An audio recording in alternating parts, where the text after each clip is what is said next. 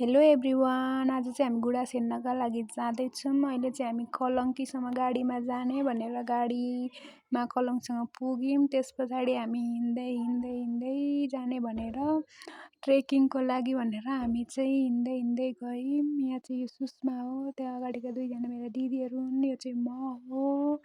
अनि यो चाहिँ अलिक लङ बनायौँ भिडियो हामीले। हामी यहाँ हिँडेको छौँ। तिनीहरू दुईजना चाहिँ अगाडि अङ्गालो मारेर हिँडेकै छन्।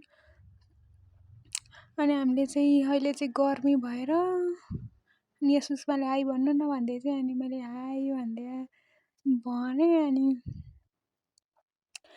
कस्तो भयो के भयो भनेर मलाई पुरा इन्टरभ्यू लिइरहेको थिएँ। अनि हामी यहाँ चाहिँ नजिकै पुगेका हौँ। हामी बाटोमा एउटा गुराँस पनि भेटिहाल्यौँ अनि बोकेर हिँडेको हामीले। अनि यहाँ चाहिँ गुराँस भएको ठाउँमा पुग्यौँ हामी फाइनल्ली। त्यहाँ पुगेर यसो भिडियो सिडियो बनाएँ अनि यस्तो हेरेँ अनि सकिसकेको रहेछ कि सबै टिपेर गरेर। अनि हामी चाहिँ धन्न एउटा भयो नि हेर्न चाहिँ पुगेको छौँ। अनि यहाँ वरिपरि मान्छेहरू धेरैजना आउनुभएको थियो। अनि तर गुराँस चाहिँ त्यति थिएन, सब टिपेर सकिसकेको थियो। अनि अब हामी फर्किने भनेर फर्किँदैछौँ।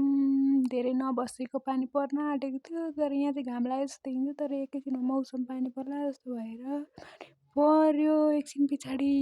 यति नै हो। Thank you for watching.